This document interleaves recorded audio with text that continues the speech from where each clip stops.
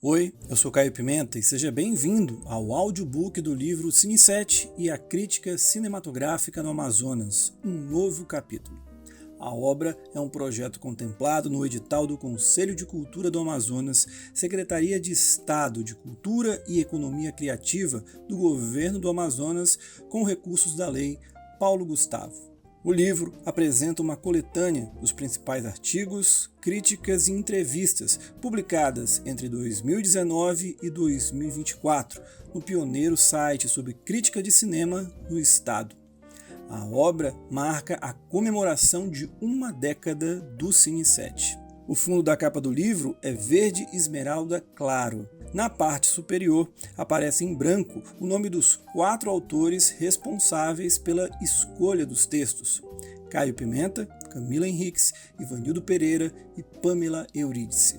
No centro da capa, uma caixa verde clara onde está escrito Cine 7 e a crítica cinematográfica no Amazonas. O termo Cine 7 está em fonte mais grossa. Ao lado, fora da caixa, novamente o termo Cine 7, transparente em branco. Na parte inferior da capa, o subtítulo Um Novo Capítulo escrito em branco. Para fechar, mais abaixo, a logomarca da editora Valer. Você escuta agora o capítulo 3, Artigos e Críticas. Adeus a Godard. 6 ou 7 coisas que eu sei dele. Artigo feito por Walter Fernandes Júnior, publicado em 17 de setembro de 2022. Os filmes de Godard sempre me emocionaram, daqueles que fazem brotar lágrimas nos olhos. Tive a oportunidade de assistir a maioria dos seus filmes em uma mostra de cinema realizada pelo CCBB do Rio de Janeiro, em parceria com a Estação Botafogo nos anos 90. As cópias em 35mm haviam sido restauradas e estavam sendo exibidas talvez pela primeira vez no Brasil. Eis uma pequena relação dos filmes que mais gosto e dos quais ainda existem fragmentos em minha memória. Adianto que é uma lista com começo, meio e fim, mas não necessariamente nessa ordem. Viver a Vida, 1962. A combinação da abordagem de uma questão social, sem moralismos, com uma concepção subversiva da linguagem cinematográfica, pode ser bastante educativa para que o cinema contemporâneo consiga ser relevante a longo prazo. Naná, Ana Karina, abandona o marido e o filho para tentar a carreira de atriz, mas acaba se prostituindo para sobreviver. Sob um preto e branco luminoso, Naná decide se separar do marido em um plano onde vemos os dois personagens de costas. Conversando com o filósofo Bryce Perrin, Naná diz: muitas vezes deveríamos nos calar, viver em silêncio. Quanto mais se fala, menos as palavras significam. A Chinesa, 1967. Em plena contracultura, entre revoltas, manifestações e um colorido avermelhado, temos um pequeno apartamento onde se encontram 5 estudantes universitários franceses maoístas. A batalha entre o velho e o novo, o sobrevoo de um espírito anti-humanista, o triunfo do paradoxo, a trincheira com inúmeros exemplares do livro vermelho de Mao, a canção Mao Mao, os óculos ilustrados com bandeiras, a sociedade de consumo regurgitando o projeto revolucionário, um Godard divertido que implode bombas debaixo do próprio assoalho. E nós agora? Nós somos os discursos dos outros. Acossado, 1960. As diretrizes para um cinema que pretende ser eterno estão aqui. Em 4 semanas, sem roteiro, decidiu-se a história do cinema. Michel Poircard, Jean-Paul Belmondo, mata um policial que o persegue. Em suas andanças, conhece Patrícia, Jean Seberg, e se apaixona ao som sedutor e mágico de Martial Solal. Qual é a sua maior ambição na vida? Tornar-se imortal e depois morrer. Jean-Pierre Melville, Philippe de Broca, Jacques Rivette. Cortes que funcionam como alicerces para o estranhamento vital de um cinema que aperfeiçoou o seu público. Não sei se estou triste por não ser livre, ou se não sou livre por estar triste. Para escapar e trilhar caminhos perigosos, é preciso ter fôlego. O Desprezo, 1963. Eu gosto muito de CinemaScope. Isso não foi feito para as pessoas, só para serpentes e funerais. Paul Javol, Michel Piccoli, é roteirista e vai trabalhar com o diretor Fritz Lang.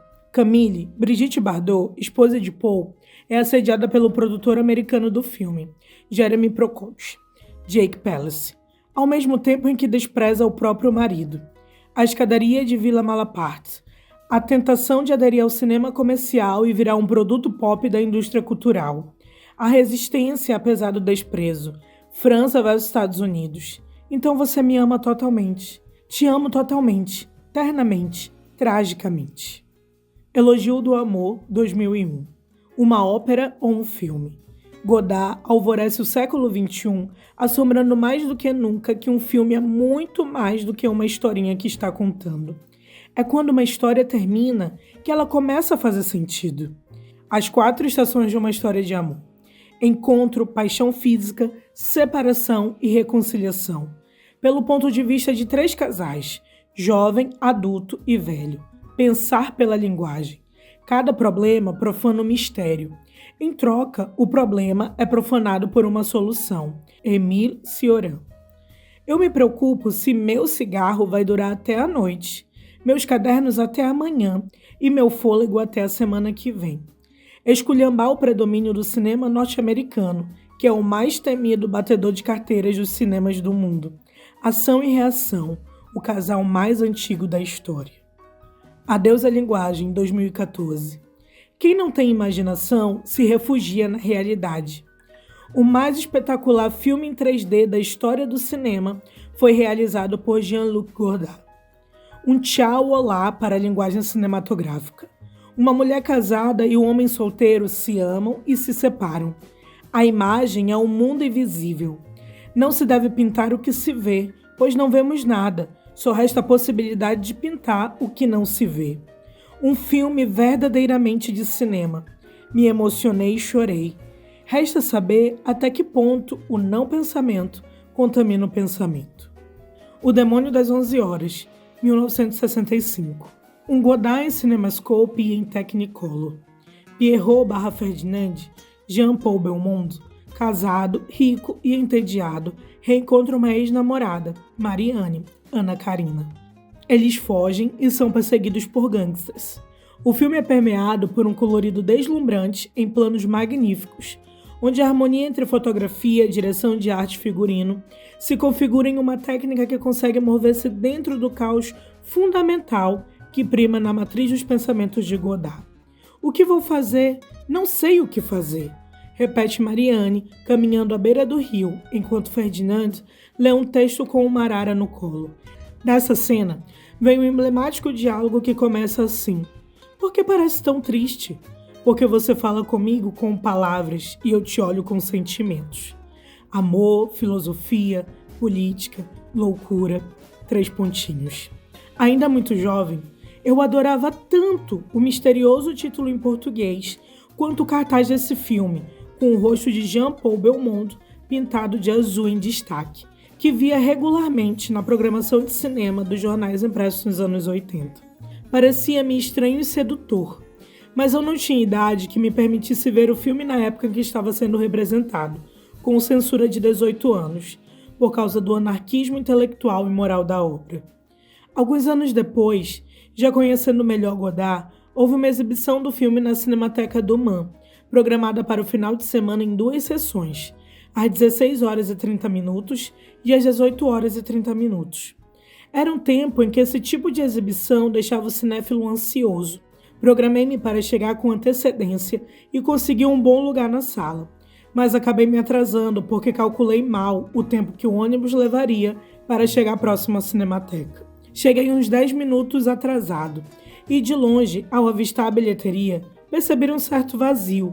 Não havia ninguém por ali, mesmo sabendo que todos poderiam estar dentro da sala vendo o filme. Descobri que a sessão das 16 horas e 30 minutos tinha sido cancelada por problemas no projetor. Quando já tinha decidido ir embora, frustrado e chateado, bem que surge o Índio, o inesquecível projetorista no lugar, o qual já me conhecia de vista, de outras sessões na Cinemateca, que eu frequentava desde os meus 14 anos. Ele chegou para mim e disse: "O projetor já está bom. Topa ver o filme?" Eu respondi: "Mas só tem eu." Ele respondeu: "E daí? Vamos lá." Então aconteceu algo único e memorável. Assisti sozinho ao Demônio das 11 Horas. Na saída, Recebi olhares estranhos do público que esperava a próxima sessão, que atrasou por minha causa, porque abriram os portões de saída na Cinemateca. Apenas um jovem saiu dali. A cópia não era das melhores, mas me marcou profundamente, pois eu já pensava em fazer cinema, e não havia estímulo melhor para que nascesse em mim o mínimo de coragem e ímpeto para navegar em mares tempestuosos. Em uma entrevista durante o Festival de Cannes de 2014, Godard disse o que lhe serviu de inspiração para fazer o filme Adeus à Linguagem. Foi escapar da ideia, se possível. Fazer sem ideias demais ou sem ideias preconcebidas. As ideias vêm pouco a pouco. Não há roteiro. Há 70 anos, eu achava que era preciso ter um roteiro. Depois percebi que o roteiro vem não só depois da filmagem, mas depois da montagem.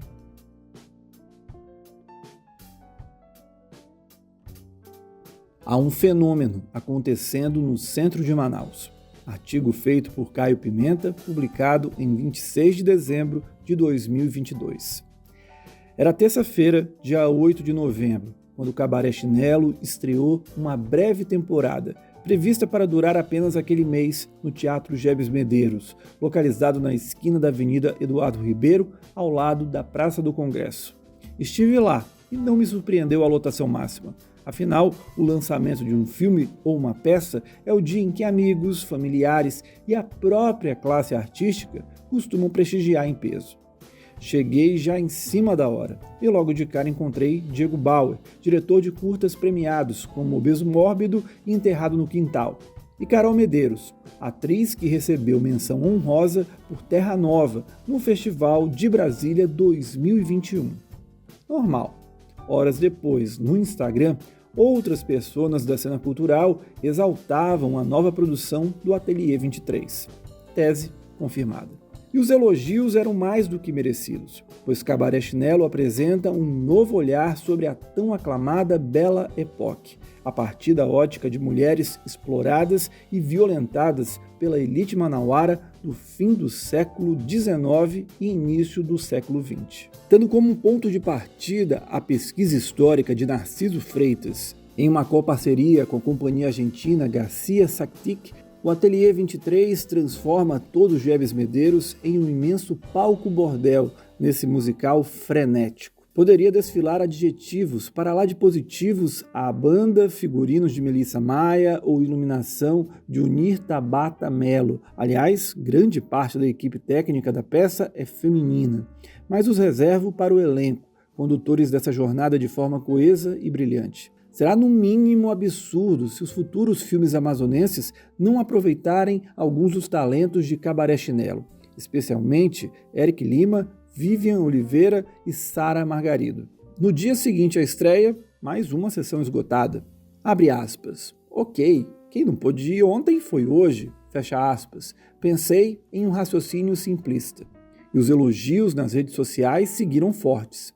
A primeira surpresa, entretanto, aconteceu quando vi divulgado que a segunda semana de apresentações, 15 e 16 de novembro, teve ingressos esgotados novamente. E não foi uma lotação máxima em cima da hora, mas com dias de antecedência. O fato se repetiu nas semanas dos dias 22 e 23, 29 e 30 de novembro. A procura foi tanta que uma sessão extra foi aberta no dia 6 de dezembro. E adivinha? Tudo esgotado. Para a temporada de janeiro de 2023, o feito se repetiu. Não havia mais entradas para a primeira semana.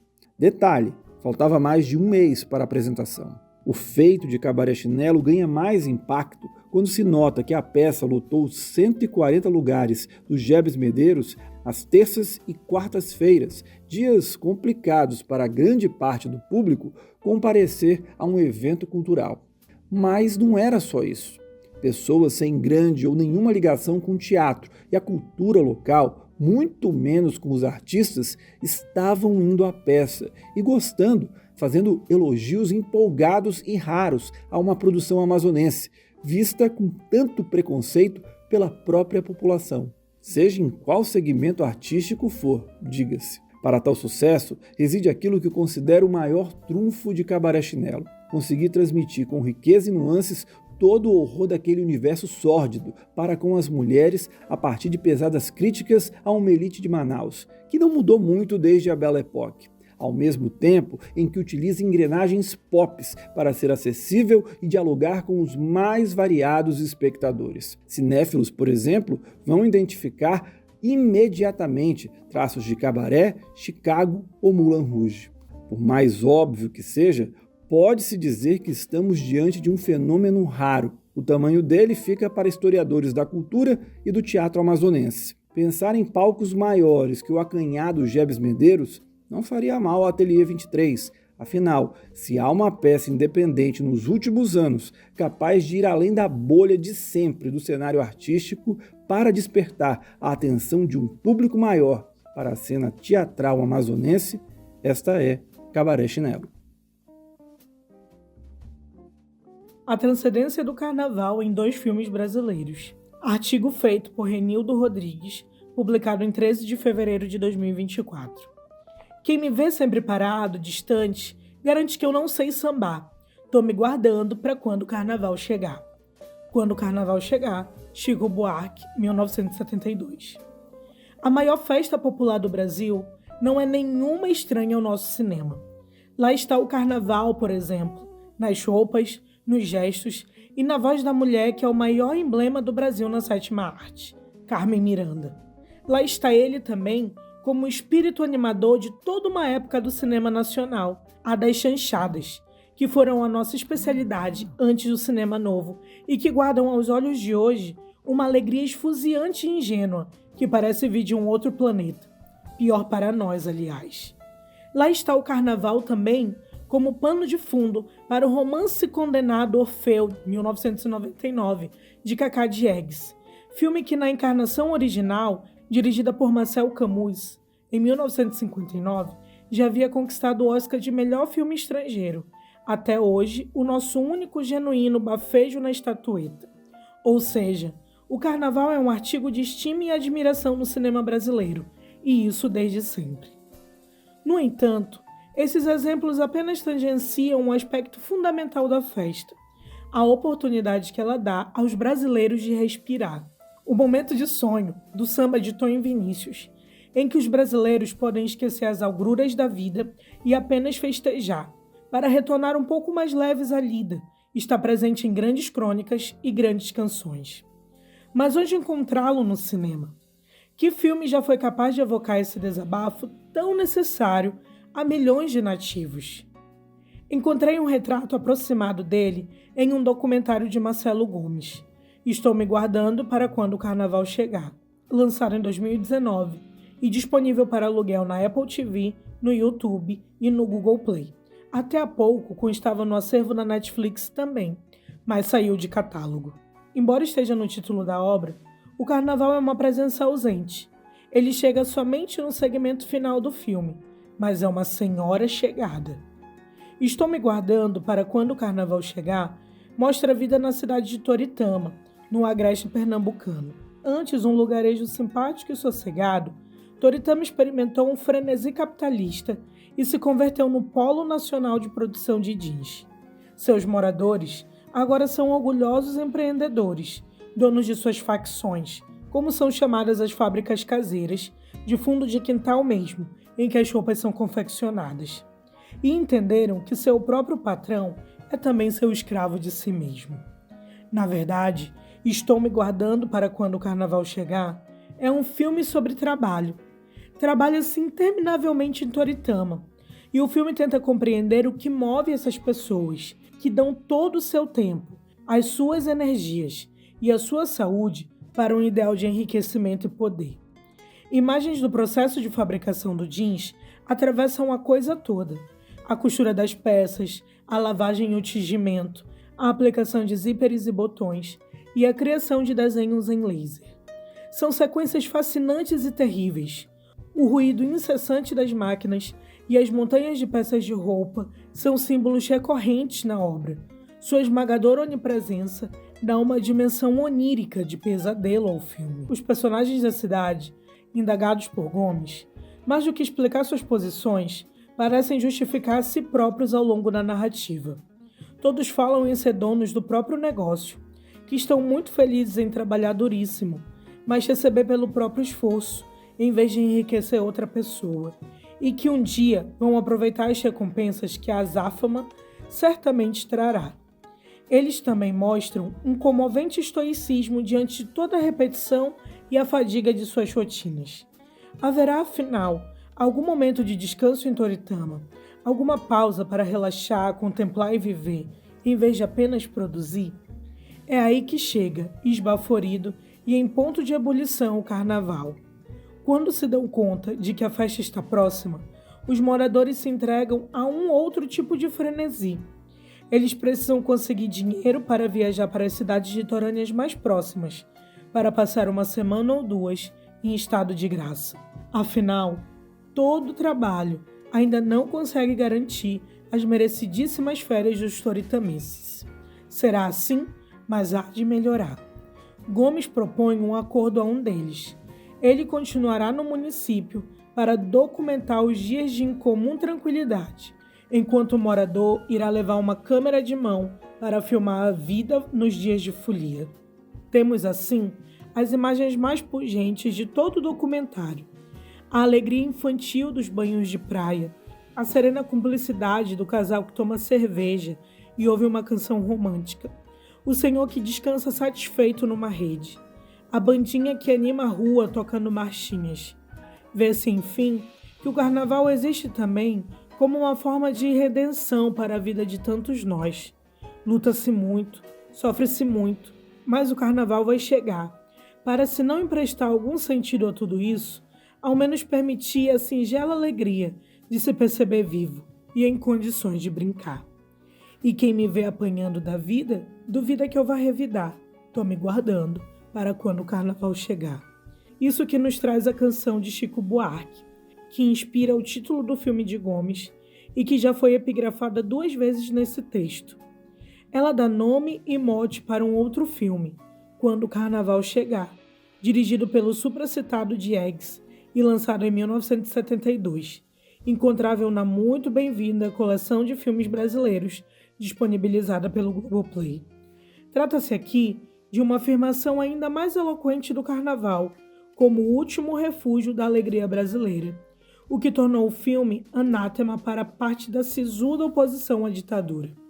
Diegues, corajosamente, foi buscar na alegria e delicadeza dos musicais da época da chanchada o tom para sua trama, ou quase isso brejeira, na qual uma pequena trupe de artistas vive de se apresentar em espetáculos improvisados, em paisagens queridas do Rio de Janeiro. Paulo, Chico Buarque, Mimi, Nara Leão, Rosa, Maria Bethânia, Cuíca, Antônio Pitanga e Lorival, Hugo Carvana, são um absoluto prazer de se ver, mesmo quando as atuações não chegam a ser dignas do nome. Na verdade, isso só aumenta o desfrute. É muito divertido, por exemplo, ver a canastrice de Chico, que parece sempre acima ou abaixo do tom, e talvez, como provocação, é dado a recitar canções do repertório standard estadunidense. Ri muito quando Rosa pergunta a Paulo se ele está mesmo apaixonado e ele a interrompe no Just One of Those Things a Jenny Kelly. Chico, como Kelly, é realmente algo para se ver. Nara, por sua vez, vivia doce e encabulada e também muito passiva Mimi, que, rejeitada por Paulo, faz de sua casa um permanente velório. Já Bethânia, como Rosa, é uma baiana mística, passional e aguerrida. Nota-se que Diegues moldou cada personagem, a persona dos cantores no palco, com ótimos resultados. Os 2 atores profissionais, Carvana e Pitanga, dão drible atrás de drible, como comediantes. Sobretudo Hugo, na sua imortal persona de malandro carioca, uma espécime que hoje em dia só aparece como recriação artificial e diluída. E há mais.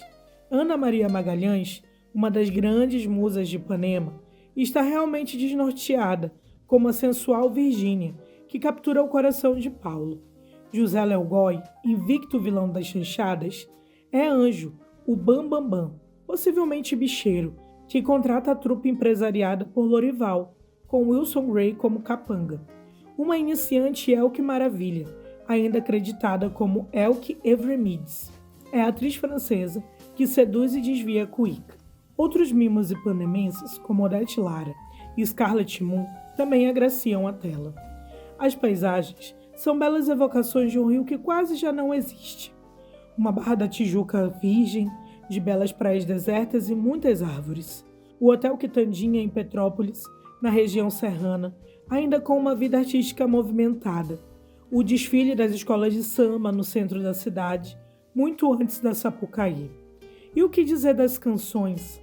Além do repertório autoral de Chico, uma das melhores safras de uma vasta lavoura, a canção título, Mabembe, Partido Alto, Bom Conselho, Baioque, Caçada, Soneto, todas, aliás, com uma sólida camada de melancolias, até sob o esmalte mais reluzente. Há as belas versões do trio para as joias da ourivesaria carnavalesca, como Cantores do Rádio, Formosa e Minha Embaixada Chegou. Além da delicada versão de Nara para Tarrim, o primeiro sucesso de Carmen Miranda, e Chico sendo Gene Kelly. Quando o carnaval chegar, marchou alegremente pelo exame da censura, o que levantou abrolhos entre a esquerda mais radical, uma ala que Diegues qualificaria anos depois de patrulhas ideológicas, com sua mania de ditar o que era aceitável dizer e produzir nos anos de chumbo. Para este grupo, as atrocidades do regime militar contra seus opositores e o estado de permanente sobressalto e desconfiança dos brasileiros para consigo mesmo tornavam um musical carnavalesco não só de mau tom, mas um verdadeiro assinte, como se a arte brasileira não comportasse mais espaço para a alegria e a transcendência. Quer dizer, além de não conseguir derrubar o regime militar, as patrulhas ainda tentaram privar o Brasil do carnaval. Portanto, que Diegues escolhesse a festa como símbolo da libertação possível para os brasileiros. Suas imagens finais, dos folhões em pleno carnaval do centro, são emblemáticas da necessidade desse ritual para a psique do país. É Chico, mais uma vez, quem diz com precisão: eu tenho tanta alegria adiada, abafada, quem dera gritar. Tô me guardando para quando o carnaval chegar. A retomada da película em meio ao marasmo do digital. Artigo feito por Marcos Faria, publicado em 28 de fevereiro de 2024. O filme é bem filmado, tem cara de cinema, tem jeito de cinema, tudo parece estar no lugar certo, mas alguma coisa te incomoda, alguma coisa na tela, difícil dizer o quê, mas algo na imagem parece despertar uma reação alérgica em você, um quê de artificialidade talvez, como se paradoxalmente tudo parecesse perfeito demais, liso demais. Ou talvez não seja isso. Talvez a imagem tenha um quê pálido. É, na verdade, escuro, com ares de borrão. Falta vida, contraste, cor. Tudo é tão sem graça quanto aquela lingerie bege e manchada que você usa durante a semana. Por quê? Nesses dois casos, há fortes chances de que você esteja assistindo a um filme rodado em digital. As lamúrias sobre a morte do cinema, quando não vêm atreladas à condenação das franquias e propriedades intelectuais, recaem sobre o velho debate entre filme, película, versus digital. Há um vídeo famoso que ilustra a questão. Trata-se de um compilado de declarações de dois oponentes. De um lado do ringue, Quentin Tarantino, que declara que a experiência cinematográfica em digital é, na verdade, apenas televisão em público. Do outro, Roger Deakins, que canta louvores à rapidez e praticidade do novo formato. O argumento da televisão em público encontra ecos no crítico canadense Will Sloan. Desde que Avatar iniciou uma revolução no modelo de exibição da projeção em 35mm para os arquivos digitais, algo mudou na percepção do público. Costumava ser fato sabido por todos que a imagem do cinema era diferente da que você assistia em casa.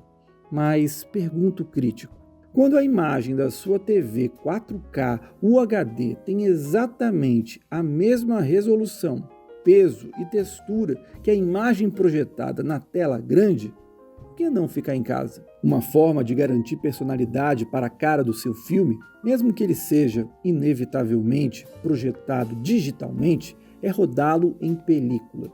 Mas afinal de contas, o que há de tão especial em um rolo de filme de cinema? Você não vai encontrar uma resposta fácil por aí. Os defensores da película incorrem em alguns chavões típicos nos seus discursos. As cores são mais ricas, a imagem tem mais textura, cortesia do grão que em maior ou menor grau recobre as imagens, o filme parece mais vivo. Tudo isso soa extremamente vago, de fato, mas é também verdade. Um exemplo recente. Aquele ralo azul que as montanhas geladas adquirem em Anatomia de uma Queda, o contraste com a brancura rosácea do rosto de Sandra Hüller. Você não vai conseguir esse efeito em digital. Claro, nada te impede de gastar processamento com color grading e alguma sobreposição de grão, mas o resultado nunca vai ser o mesmo. No cerne da questão, as diferenças entre os dois modos de captura são essas. Rodar em película significa que a luz deixa uma impressão, um vestígio, daí os argumentos sobre a vivacidade em um substrato material. Já no digital, a luz é capturada pelo sensor da câmera e transformada em zeros e uns, antes de ser retraduzida na imagem que você vê na tela. De um lado, um processo físico-químico, do outro, informacional. Como tudo que é analógico, rodar em película gasta tempo e dinheiro. Não é eficiente, e eficiência sendo a palavra de ordem no nosso neoliberalismo global. Daí que Hollywood, que como toda indústria quer minimizar gastos e maximizar lucros, pulou com tudo na onda do digital. Pareceu por um momento que a película seria coisa do passado. Dos grandes fabricantes de rolo de filmes, sobrou só a Kodak para contar a história. Mas como explicar a lista de indicados ao Oscar de melhor fotografia desse ano, na qual 4 dos 5 contemplados foram rodados, pelo menos parcialmente, em película? Estaríamos voltando aos velhos tempos? A maledicência do digital não se dá apenas porque a imagem gerada a partir de um código binário é, abre aspas, feia, fecha aspas. Geralmente é. Em uma palavra, a questão é a seguinte: foco. Se você está rodando uma cena em digital e não depende do estoque finito de rolos de película para capturar a ação, sua atitude tende a ser bem mais relaxada e descontraída. Do mesmo modo, tendo acesso em tempo real a um preview em alta qualidade do que a sua câmera está capturando, você passará bem menos tempo planejando especificidades técnicas de antemão. Para não dizer nada da infinidade de retoques que se pode fazer na pós-produção. Ou seja, falta foco. É o famoso resolve na pós, o que é ótimo para os filmes feitos por comitê, as grandes franquias e blockbusters. Mais eficiente, menos custoso, mas também resulta em filmes feitos sem esmero, filmes que têm sempre a mesma cara. São os exemplos que abriram o texto. Aquele projeto em que tudo é perfeito demais, limpo demais, ou então escuro, morto, cinzento. A Orphan 2 é um grande representante desse último. Isso é francamente um baita desperdício do formato. Não é como se o digital não fosse capaz de deslumbrar. Basta ver o que James Cameron conseguiu fazer. Ou então, se voltarmos para o início da década de 2000, veremos os experimentos em digital de Michael Mann. Eu desafio você a encontrar outro filme que tenha a mesma cara de seu Miami Vice. Mann se aproveita ao máximo da sensibilidade do digital em baixa luminosidade. Com o obturador aberto por mais tempo, ele reduz a abertura do diafragma, utilizando a profundidade de campo de um modo que seria literalmente impossível em película. Por isso que rodar em digital e tentar emular o visual da película é francamente um desperdício. Lamentemos, então, que o verdadeiro potencial desse novo formato só tenha sido vislumbrado por alguns poucos visionários. Por outro lado, é ótimo que isso se traduza em uma retomada do bom e velho filme película de cinema. Talvez, então, a repopularização da película possa significar, quem sabe, uma tomada de consciência frente a todas as possibilidades artísticas dos zeros e uns. Adoráveis Mulheres. Versão moderna perde algo de sua alma. Crítica feita por Suzy Freitas, publicada em 14 de janeiro de 2020. Adiar a leitura do último capítulo daquele livro que você tanto gostou de acompanhar. Enveredar os caminhos de novas séries no serviço de streaming, enquanto o finale daquela que você assistiu por anos aguarda na lista de espera. Guardar o download daquele filme coreano elogiadíssimo para depois, por ansiar um momento ideal de degustá-lo. Há várias formas de procrastinar o consumo pelo prazer que o aparente congelamento de suas possibilidades gera. Assim é a minha relação com Adoráveis Mulheres. Esclarecendo, assisti à versão de 1994, dirigida por Gillian Armstrong repetidas vezes durante a infância e pré-adolescência. Era um filme que simplesmente reunia todos os itens interessantes a uma jovem nesse momento da vida, naquele contexto. A personalidade bem demarcada das irmãs March, a representação de um lar acolhedor e valores progressistas, até certo ponto. Entretenimento leve por meio da remodelação de elementos de melodrama. Olhando em retrospecto, o trabalho de direção de elenco, aliado ao cuidado com figurino, fotografia e o roteiro ágil, de Robbie Swickert, foram os principais pontos que cimentaram um impacto tão delicado, mas permanente, naquela menina engatinhando na vida e na cinefilia. Esse preâmbulo serve para explicar minha relutância em ler a obra original na qual o filme se baseia, o livro de Louisa May Alcott. Afinal, mídias diferentes apresentam demandas diferentes, e essa é uma discussão para outro momento. Mas no caso da adaptação de Greta Gerwig, meu desafio como espectador e crítica era outro. Como desbancar a versão de Armstrong, sendo que o aspecto da memória afetiva é tão forte para mulheres cinéfilas de minha geração? Visto o filme, descobri que meu desafio era ainda mais complexo. Um feminismo solúvel. O trabalho de Gerwig com este filme lhe conferiu uma responsabilidade traiçoeira, pois embora a última adaptação de Adoráveis Mulheres não seja exatamente um filme essencial dentro de um cânone da história do cinema, ele é adorado por seu público-alvo. Sentimentalismos à parte, a diretora teve em mãos uma faca de dois gumes para modernizar livro e películas anteriores.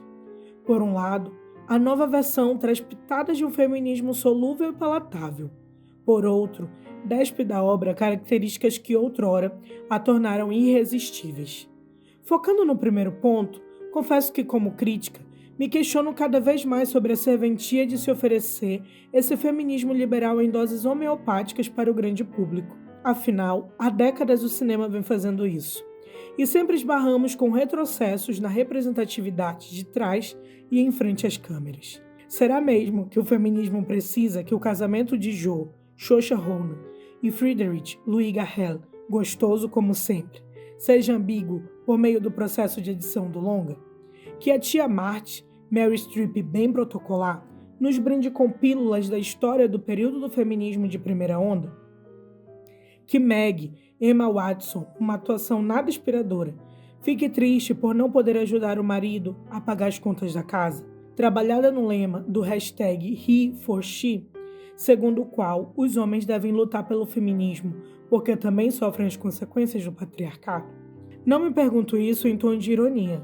Só sinto que Adoráveis Mulheres não é o veículo mais interessante para isso, porque seu objetivo sempre foi ser uma obra comercial, sem grandes pretensões, desde que Alcott escreveu o livro, e sendo que o feminismo na contemporaneidade só faz sentido se alinhado ao cruzamento de raça, classe e ou reconhecimento de que patriarcado e capitalismo são basicamente a mesma coisa. Todo o resto é desculpa para vender camisetas da Mulher Maravilha e action figures da Rey. Meg personifica bem esse dilema para mim no filme. A personagem foi criada para representar um modelo de feminilidade servil e abnegada da época, características presentes na versão cinematográfica de 1994, contrapondo-se a Jo. Já no roteiro de Gerwig, ela deseja ter mais dinheiro para adquirir bens de consumo, entristecendo-lhe depender do marido. Seu final é feliz, na medida que dá aulas de interpretação na escola da irmã, hipoteticamente, se realizando como indivíduo.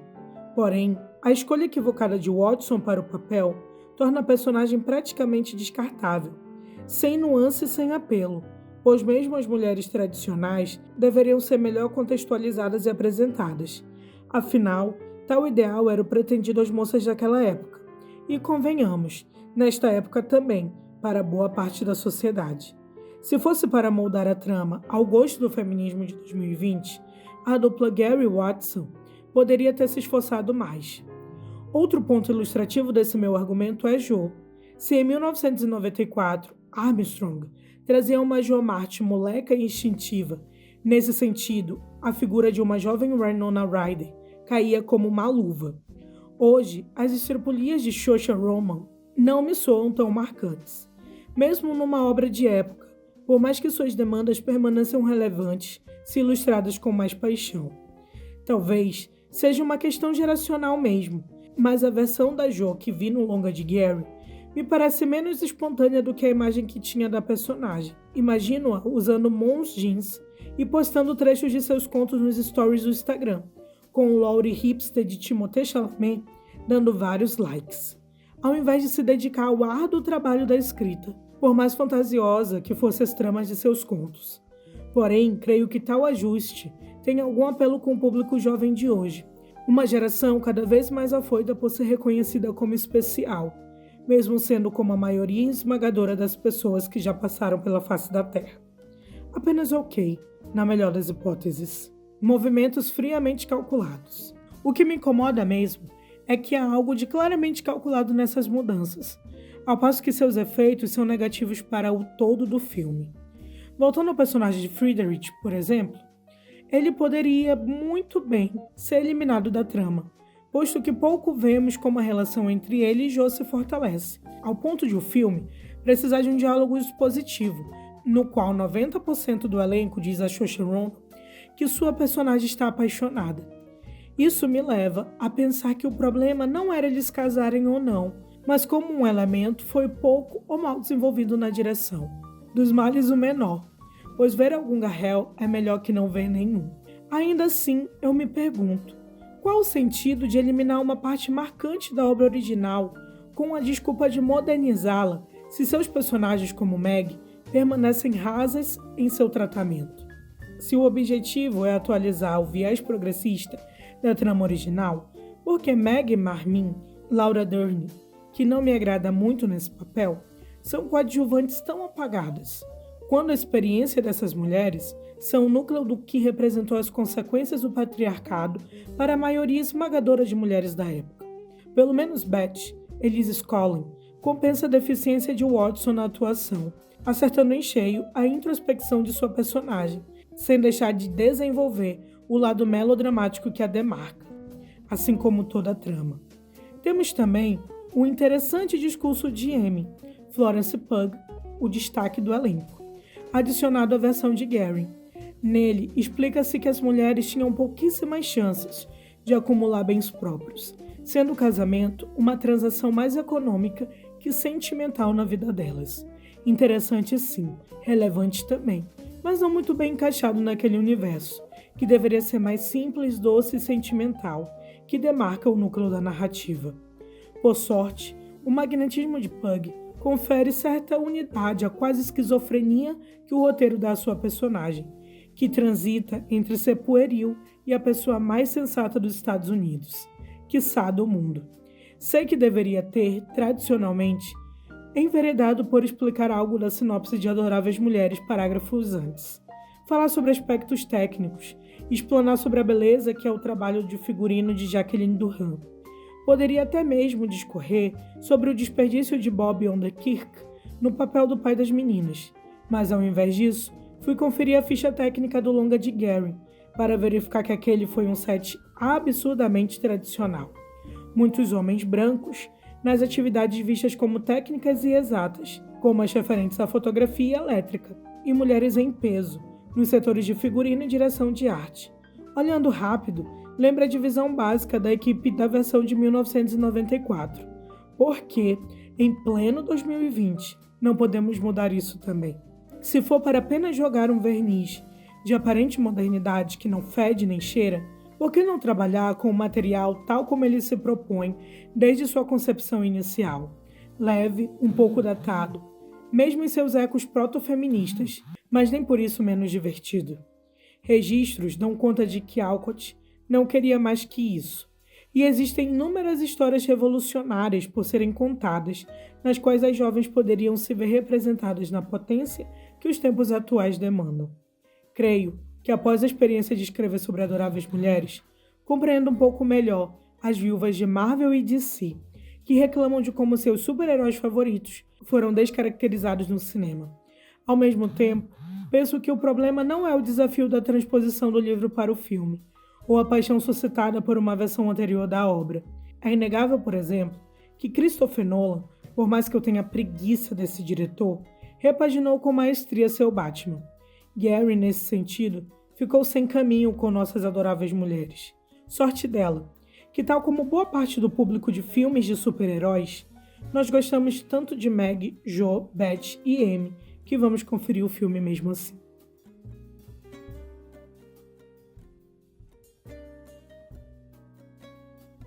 Batman, de 1989, filme que mudou a visão sobre super-heróis em Hollywood. Crítica feita por Ivanildo Pereira, publicada em 17 de setembro de 2021. Eu jamais vou esquecer aquele momento. Viaje no tempo comigo, leitor. 1989, tarde de domingo, no centro de Manaus. Fui ver Batman, de Tim Burton, com toda a minha família. Foi no Cine Chaplin e a sala estava lotada, com gente sentada até no chão dos corredores. Algo impensável hoje e bem seguro, se você pensar um pouco. Quando o herói passou voando em sua nave pela tela, rumo a Gotham, para acabar com o desfile do Coringa, o cinema veio abaixo. Gritos e aplausos. Eu tinha 10 anos e nunca tinha visto nada parecido. Aquele era o melhor filme do mundo. Corta para quase 30 anos depois. Sessão de cinema de Vingadores Ultimato de 2019. Dia da estreia. Sala também lotada. Mas o mundo tinha mudado. Agora era um cinema de shopping. E a sala era bem maior que aquela dos anos 80. Não tinha ninguém sentado no chão. Ainda bem. Porém, na hora final, novamente presenciei um cinema vindo abaixo. Aliás, mais de uma vez, como numa final de Copa do Mundo.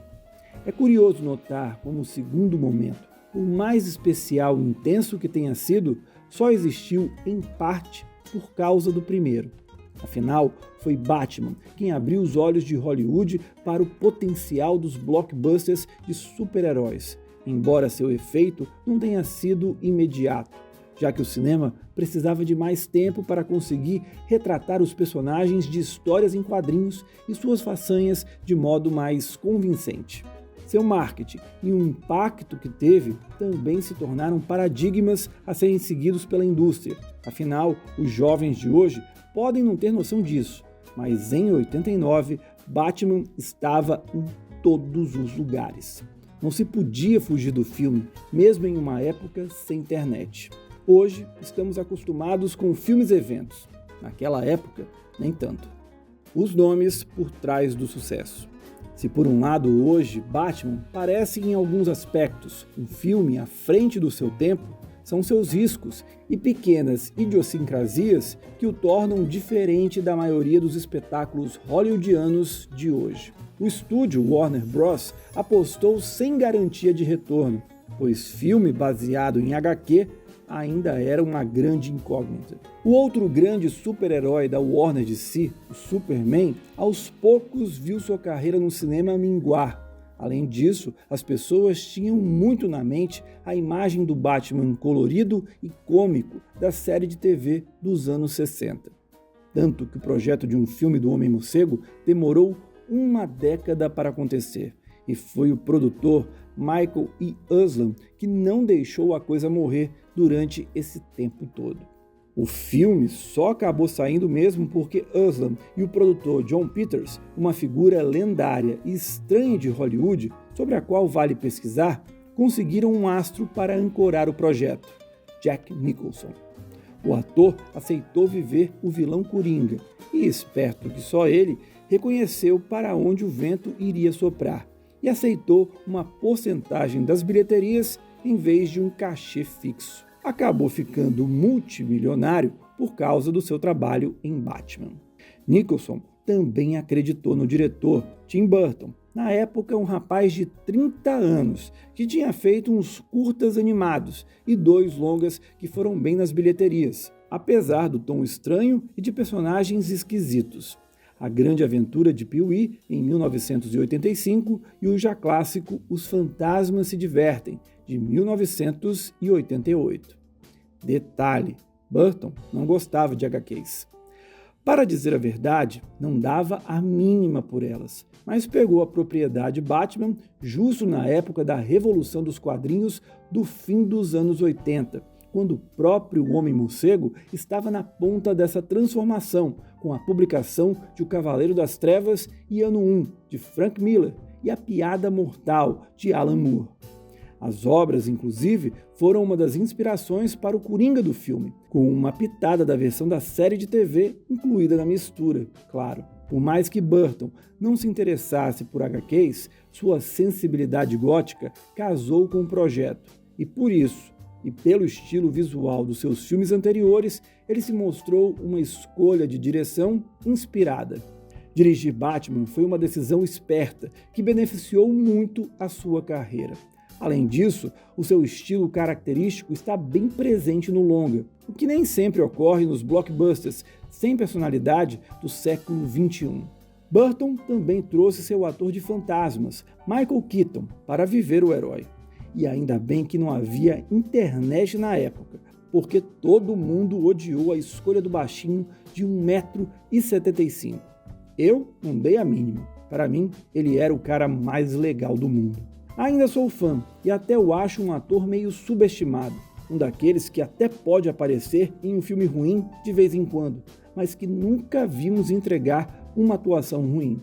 Hoje, sua escalação parece precursora de outras escolhas incomuns para viver heróis, como as de Tobey Maguire para Homem-Aranha e até de Daniel Craig para James Bond.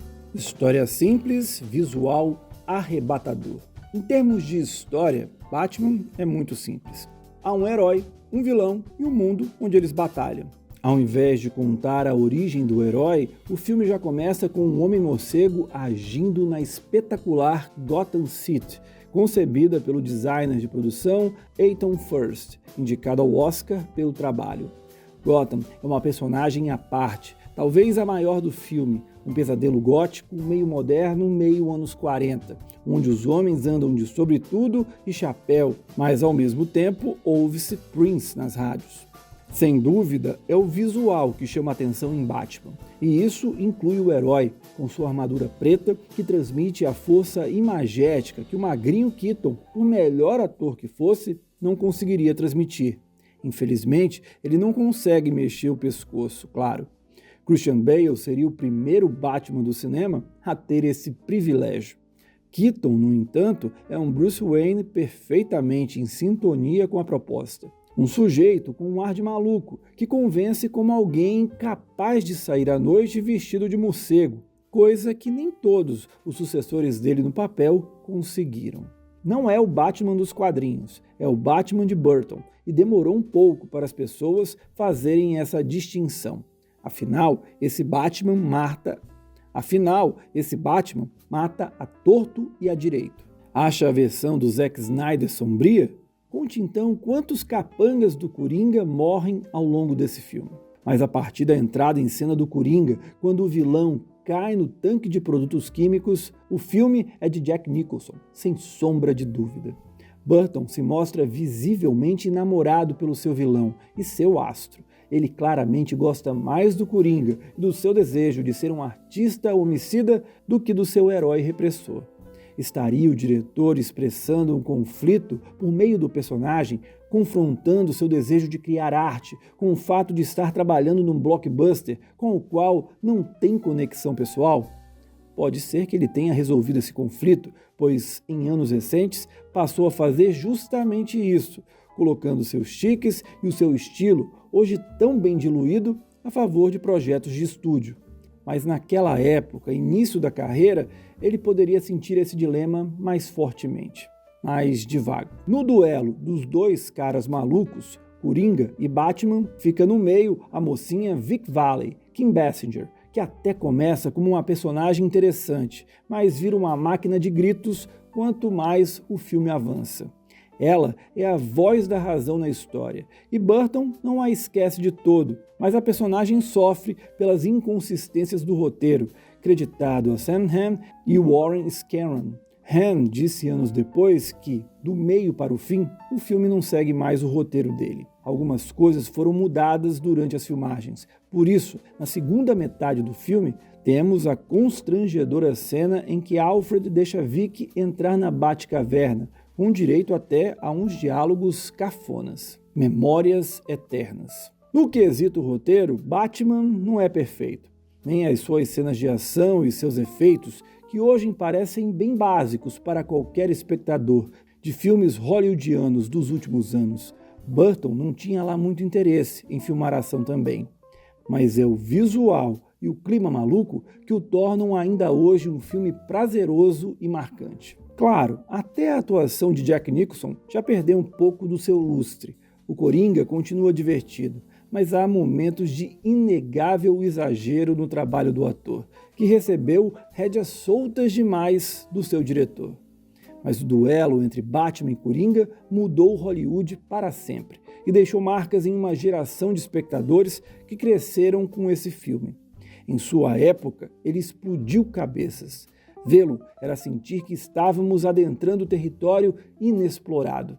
Batman era a ponta de um iceberg e queríamos mais. Ainda hoje, a trilha sonora bombástica de Danny Elfman provoca arrepios, assim como a apresentação do Batman, a introdução do Coringa, a visão do Batmóvel e o clímax no desfile e na catedral. Eu ainda me arrepio a cada revisão, e foram muitas ao longo dos anos. Essas imagens estão gravadas na retina de fãs de cinema do mundo todo.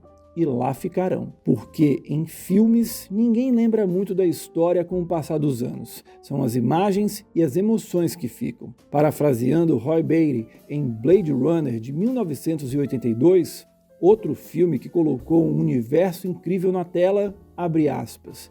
Em 1989, eu vi coisas que vocês não acreditariam. Fecha aspas.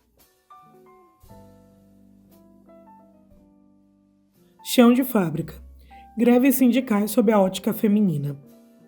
Crítica feita por Pamela Euritze, publicada em 20 de fevereiro de 2022. Quais narrativas podem tomar forma no banheiro feminino de uma fábrica?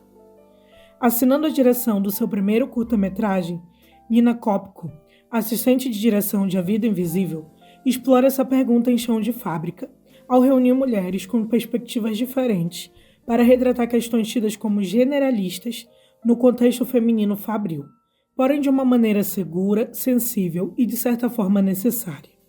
A história se passa em 1979, no contexto das greves no ABC Paulista. Acompanhamos 4 mulheres, Alice Marconi, Helena Albergaria, Carol Duarte e Joana Castro, durante seu horário de almoço, presas em um banheiro, onde descansam, fumam, trocam experiências e discutem imperceptivelmente um futuro político. Pela rádio que uma delas escuta, sabe-se que Lula já figura como uma referência nas discussões da classe operária. Kopko, contudo, preocupa-se e atensa em mostrar o percurso feminino e sua importância nesse período, na contramão do sistema fabril. Para essa construção, o roteiro é disposto de forma a identificarmos suas personagens, ao mesmo tempo em que elas se descobrem como iguais. Suas histórias são desconhecidas, apesar da convivência diária, fato que as aproxima do atual cenário capitalista, em que os regimes trabalhistas criam um ambiente passivo-agressivo e diluído, o qual interfere diretamente nas relações sociais estabelecidas. Embora beba dessa fonte, Chão de Fábrica busca uma abordagem mais íntima e feminina, que parte na contramão do sistema. Conforme a trama avança e os pontos de vista de cada personagem são apresentados, percebe-se que Kopko debruça-se em discutir a esperança contida pela condição feminina no sistema fabril. O anúncio constante da greve vindoura indica também uma interrupção do aprisionamento cômodo em que as protagonistas se encontram. Seus corpos, gostos e perspectivas diferentes encontram por meio do prenúncio de insubmissão voz e espaço para serem ouvidas. um espaço para discutir condições. A câmera de Ana Júlia Santos passeia por elas com um olhar delicado sobre seus corpos, opiniões e experiências, atenta ao que cada uma pretende falar. Apesar da trama se passar em um lugar único e pequeno como o banheiro, o espaço se torna exuberante ao ser dimensionado para o campo do imaginário, que encontra abrigo diante das perspectivas de presente e futuro. O uso da narração em off para saber como suas jornadas se desenvolverão é um artifício criativo, bem executado e pé no chão, auxiliando na discussão central da narrativa, o papel feminino na história industrial brasileira. Embora o termo acima seja um lugar comum academicista, vejo como a forma mais naturalista de expressar a situação das operárias. Não é à toa que o filme utiliza do ser mulher para contar a narrativa de greves no ABC paulista. Historicamente, a movimentação das operárias foi importante para a aquisição de direitos e lembretes, seja com a marcação de datas como o Dia Internacional da Mulher e o Dia das Mães, seja com a conquista do voto. No contexto de chão de fábrica, isso se mostra por meio dos diálogos que demarcam o desejo de participar do movimento grevista, bem como acentuam as pautas vistas como exclusivamente femininas e que não são, como a ventilação dos banheiros, o direito à creche e a busca por voz sindical. Cópico é sagaz ao utilizar esse contexto para explorar a invisibilidade política que ronda a mulher brasileira. As imagens durante os créditos finais atestam isso.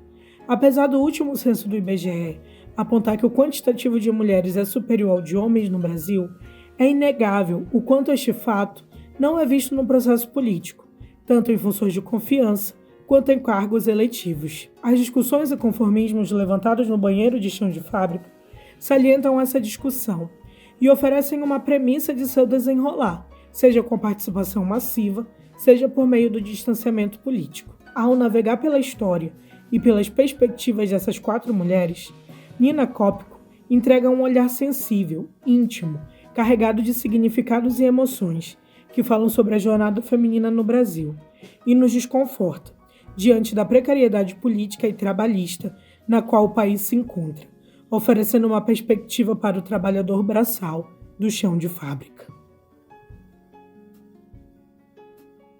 Farrapo Humano, retrato humano e honesto sobre o alcoolismo. Crítica feita por Danilo Areosa, publicada em 30 de março de 2022. Farrapo Humano inicia com uma cena que poderia muito bem ser tirada de qualquer filme de Hitchcock. Uma visão panorâmica na linguagem cinematográfica chamada de traveling, que viaja pelo espaço urbano até chegar à janela aberta de um prédio. Lá, observamos uma garrafa de bebida alcoólica pendurada do lado de fora.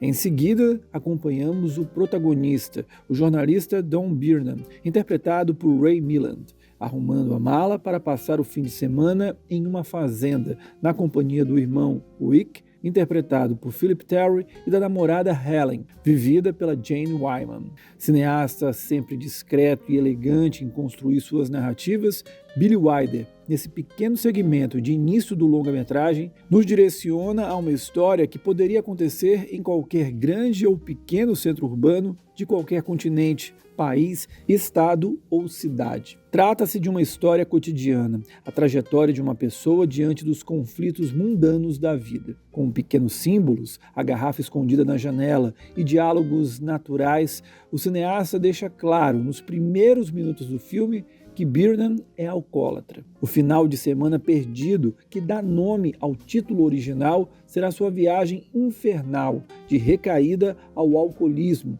já que ele foge do encontro e inicia uma bebedeira pela cidade, desencadeando uma série de situações que só o fazem afundar ainda mais no vício. Farrapo Humano ganhou 4 estatuetas no Oscar: melhor roteiro adaptado, ator, direção e filme, sendo o vencedor principal daquela edição. Considero até hoje uma escolha ousada por parte da academia. Estávamos nos conservadores anos 40, época em que os estúdios interferiam muito nas produções para dar um contexto moralista, que passa bem longe do filme. Dar o prêmio principal da noite é um trabalho realista e extremamente sufocante no seu estudo sobre o processo do alcoolismo na vida de uma pessoa. Wilder faz um filme de forte componente dramático-trágico, com um olhar incômodo sobre o quanto o alcoolismo e a degradação moral se tornam parceiros inseparáveis, na ode à tragédia e nas experiências que buscamos como escapismo das nossas frustrações pessoais. É interessante que a direção de Wilder, junto ao roteiro de Charles Brackett, recheia o trabalho com diálogos ágeis, que ajudam a conferir à narrativa um ritmo dinâmico e mais descontraído. Isso ocorre paralelo à questão do alcoolismo em uma camada mais profunda, distanciando o trabalho de um moralismo barato ou de um panfletismo didático, tratando a dependência de Dom sob a ótica de um estudo de personagem e trazendo uma reflexão sobre a busca incessante do ser humano pela felicidade, na qual o vício funciona como um pequeno refúgio frente às melancolias da vida. A ousadia dos dois é não demonizar o consumo de álcool no discurso dogmático, ao trazer o uso da substância por meio do protagonista. Existe a coragem em equilibrar na mesma balança o prazer e a dor que o alcoolismo gera na natureza humana. Farrapo Humano define a química do nosso corpo e a maneira que a utilizamos para o bem e para o mal. Tanto é que Dom, segundo a própria namorada Helen, é uma esponja humana que, para alimentar e satisfazer seu vício pelo álcool, faz qualquer coisa, até mesmo ser rude, egoísta e desonesto com as pessoas à sua volta. Chama a atenção que esses ingredientes dramáticos são dosados com momentos de bom humor e situações cômicas pela direção de Wilder na primeira metade da história, como se as trapalhadas de Dom para satisfazer o vício, encontrando-se sem dinheiro, remontassem ao imaginário popular da sociedade sobre a figura do bêbado e às piadas contadas sobre ele, geralmente uma maneira de lidar com o adicto e a doença de forma descontraída, do ponto de vista de diversão e do hábito social. À medida em que a jornada do jornalista entra em uma espiral de decadência e autodestruição, Wilder se despe dessas caricaturas típicas do imaginário e mergulha fundo em um realismo dilacerante para retratar a degradação moral humana a partir do sacrifício que Dom faz da própria dignidade. A cena em que ele rouba dinheiro da bolsa de uma mulher em um restaurante para sustentar o vício é o fundo do poço. São elementos que fazem Farrapo Humano sair da delicadeza apresentada inicialmente para uma tensão progressiva, semelhante ao cinema de horror, filmada sob a forma de um pesadelo por Billy Wilder. Por ser um profundo mestre da manipulação da linguagem cinematográfica, é notório o talento do cineasta nos enquadramentos que permitem ao espectador captar nas imagens o desespero do personagem diante do vício.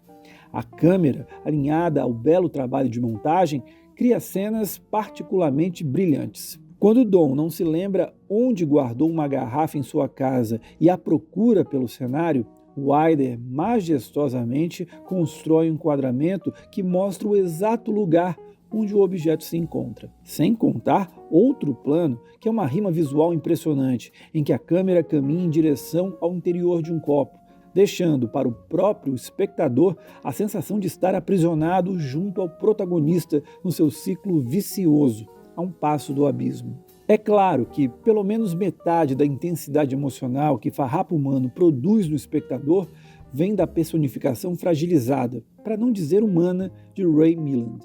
Seus olhares para a garrafa, em uma mistura de alegria e dor, são captados pelo ator com uma sutileza fenomenal, que nos hipnotiza pelos seus sentimentos ambíguos. O monólogo dele para Jane Wyman, reconhecendo suas fragilidades, inseguranças e egocentrismo, é contundente e facilita o grande estudo de personagem proposto pelo filme.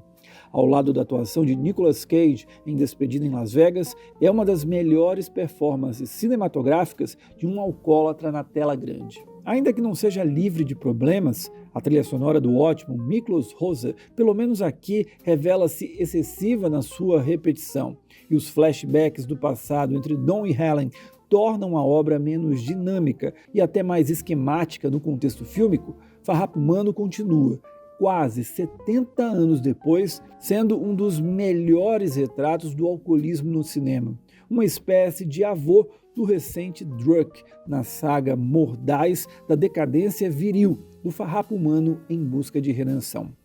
Wilder faz uma jornada íntima, sombria e crível sobre a utilização do vício como uma eterna fuga da realidade frente às mazelas que sobrecarregam os espaços das nossas vidas cotidianas e que, em tempos de pandemia, revelam-se extremamente relevantes e atuais.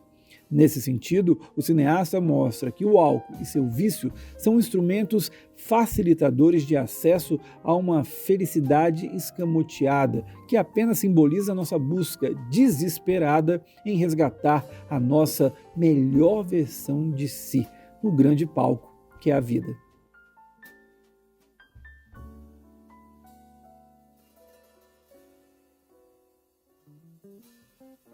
Pleasure, uma visão feminista sobre a indústria pornográfica. Crítica feita por Pamela Eurídice, publicada em 20 de julho de 2022. Em 1983, a teórica feminista Laura Mulvey publicou um artigo sobre como os prazeres visual e narrativo estavam relacionados à perspectiva masculina. Talvez nenhum filme tenha conseguido explanar tal afirmação de forma tão tangível até Pleasure, de Nina Tibeg. Isso se deve à escolha da diretora de explorar uma das indústrias mais misóginas e patriarcais que existe, a pornográfica. O roteiro segue uma premissa popular em Hollywood. A protagonista que sai de um lugar distante para um grande centro urbano em busca do sonho americano. O que diferencia a narrativa de Tibeg é o anseio de sua personagem principal em ser a maior estrela do cinema pornô. A sueca Bella Cherry, Sofia Kappel, não é uma garota inocente, como a Esther de Nasce uma Estrela, de 1937, ou uma vítima das circunstâncias em busca de um abrigo, como em Nada Ortodoxa, de 2020. Ela adentra esse novo universo porque quer alcançar um status, sabe aonde deseja chegar, contudo desconhece como funciona realmente a indústria pornográfica, descortinando-a no processo da sua escalada. Oferece, assim, uma percepção das muitas violências pelas quais as mulheres passam dentro do segmento. A complexidade de Cherry. Bella torna-se uma figura complexa. As decisões que toma em sua trajetória e as reações advindas destas deixam o espectador confuso em muitos momentos. Parte disso se deve às informações que temos sobre a vida anterior da protagonista. Simplesmente nenhuma. Não conhecemos muito sobre ela, a não ser o que é visto em tela, como a sua ambição. Sofia Kappel é excelente em demonstrar isso por meio dos seus grandes olhos azuis, constantemente inexpressivos, dando ar de inocência que a personagem tenta exalar. 2 dados, no entanto, são o suficiente para que a aura de mistério em torno dela torne-a cada vez mais emblemática. O desejo de chegar ao topo e o motivo que a levou a escolher a profissão. Nesse percurso, a forma como o olhar é projetado adquire contornos palpáveis. A narrativa é construída em cima das várias câmeras em cena. Temos a câmera neutra da diretora, a subjetiva de Bella e a pornográfica sobre seu corpo. Essa tríplice perspectiva torna Pleasure um exemplar da teoria de Mulvey, a qual relata que o prazer visual é alicerçado no olhar do diretor, do protagonista masculino e do espectador, tido como homem. Tibeg procura subverter a colocação da teórica feminista. Contudo, deixa claro o quanto a presença masculina ainda é predominante. O olhar feminino. Como diretora, seu olhar não é contaminado pelo male gaze. Prova disso é a ausência de cenas pornográficas na produção. A fotografia de Sophie Winkvist mostra nudez, mas não cenas explícitas de sexo. Há um cuidado imagético que contribui para a caracterização documental da trama. É como se acompanhássemos os bastidores de um filme pornô. Nesse aspecto, Pleasure é forte, pesado, carregado de violência e microopressões. Tibeg busca exprimir uma visão feminista sobre a indústria pornô.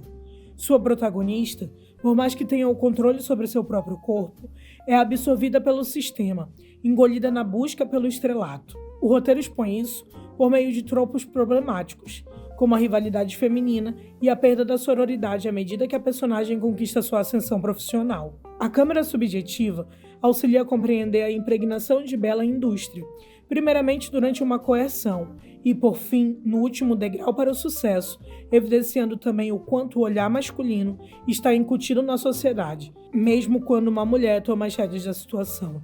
Pleasure não é um filme fácil de se acompanhar. Carregado de camadas e buscando apresentar o lado verossímil de um dos segmentos que mais cresceu durante a pandemia, é um relato insubmisso, feminista, agressivo e com muitos gatilhos. Difícil de assistir, porém necessário trazer a discussão.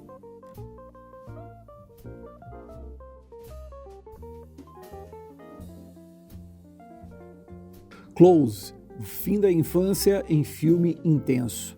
Crítica feita por Lucas Pistilli, publicada em 1º de agosto de 2022, cobertura do Festival de Karlovy Vary, na República Tcheca. As dores de amadurecimento dão tom de Close, novo filme de Lucas Dont, onde dividiu o Grand Prix com Both Sides of the Blade, de Claire Denis, e foi exibido no Festival Internacional de Cinema de Karlovy Vary. O drama confirma o diretor belga como um dos maiores expoentes do cinema queer da atualidade. Com uma potente história, pode requerer o uso de lenços aos espectadores mais sensíveis. O longa acompanha Léo, interpretado por Eden Dambrin, e Remy, vivido por Gustave de Wael, dois meninos do interior da Bélgica que vivem uma amizade unha e carne. Quando eles começam um ano letivo em um novo colégio, a proximidade os torna alvo das típicas chacotas estudantis, o que introduz tensão na até então plácida intimidade. Eventualmente, Léo decide colocar barreiras entre si e Remy, com consequências trágicas para todos os envolvidos. O roteiro escrito pelo diretor é hábil em prender o público logo no início dos 105 minutos de duração e aumentar a carga dramática do conflito devagar, mas constantemente. O resultado é um filme paciente, mas não maçante, em que cada cena, em seus pequenos detalhes, adiciona uma gota a mais em uma situação que está a ponto de transbordar. Um exemplo é a reação devastadora de Remy quando Léo parte para o soco por não querer dormir na mesma cama com ele, como faziam sempre. Ela serve como prelúdio para a grande briga entre os dois, cerca de 10 minutos depois, que, por sua vez, aponta para uma ruptura séria da amizade. Aos poucos, a ternura que regia a relação dá lugar à violência. O processo de normatização da brutalidade entre meninos pré-adolescentes é uma notória preocupação temática do subtexto da produção. Enquanto Remy se enturma com os deslocados, Léo se infiltra entre os populares, em uma tentativa de afirmar uma identidade independente do velho amigo. Isso leva a praticar pesados esportes de contato e ajudar no trabalho pesado da fazenda de sua família. Aos poucos, o sensível menino vai embrutecendo. Ver esse desenvolvimento complexo na atuação de Dambrin é tão hipnotizante que é difícil crer que esse é seu trabalho de estreia. De Wael, também estreante, incorpora com precisão a inocência perdida de seu personagem. E entre os coadjuvantes, Emilie Dequesne, uma das maiores atrizes belgas de sua geração, está fantástica como a mãe de Remy, oscilando entre o desespero e a aceitação de uma situação a qual não consegue explicar. Entender os pormenores da trama e reconhecer os talentos envolvidos, no entanto, não torna o filme mais fácil de assistir. Close é um filme lindo, intenso e duro sobre o fim da infância. Ele argumenta que crianças falam sobre tudo e que a vida adulta começa quando essa habilidade se esvai. No silêncio que resta, culpa, dor e vergonha nascem para ocupar as mentes que outrora só pensavam em soldados de mentirinha. Homem-Aranha através do Aranhaverso. A hora de romper cânone chegou. Crítica feita por Caio Pimenta, publicada em 5 de junho de 2023. Crescer com todas as belezas e dores desse processo sempre foi para Peter Parker tão e ou até mais desafiador do que encarar os Octopus, Vênus, Osborns que cruzaram o caminho do herói nos quadrinhos e nos cinemas. Que o diga Homem-Aranha 2. Na melhor live action do personagem feita até hoje, o pobre coitado mal consegue pagar o aluguel e ainda precisa lidar com a exploração da versão primária do iFood. Já Homem-Aranha, através do Aranhaverso, enfrenta esse crescimento por duas vias. O tradicional, com o herói lidando com os velhos dilemas, e o conceitual, ligado ao cânone formativo do personagem.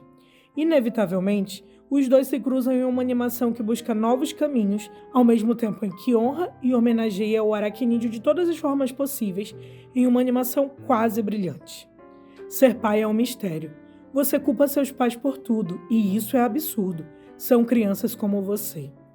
Ok, pais e filhos já foi usada tantas e tantas vezes que acabou não apenas se tornando um clichê, mas também cafona. Ainda assim, essas estrofes do clássico da Legião Urbana, composto por Renato Russo, casam-se à perfeição com um dos dilemas mais fortes de Homem-Aranha, através do Aranhaverso. Durante os 140 minutos da animação, há um verdadeiro embate entre as duas gerações. De um lado, os filhos dispostos a serem livres e não mais viverem em segredo. Do outro, pais protetores, preocupados e errantes. E está justamente na figura dos mais velhos a riqueza explorada no filme. Diferente das tias Mays e tios Bens das versões com Tobey Maguire, Andrew Garfield e Tom Holland, os pais de Miles Morales, assim como os pais de Gwen Stacy, são figuras longe da maturidade plena. Cada um a seu modo, ora de forma dramática, ora bem-humorada, fazem trapalhadas, exageram nos tons das cobranças e sufocam suas crias sem perceber quão danoso esse comportamento pode ser.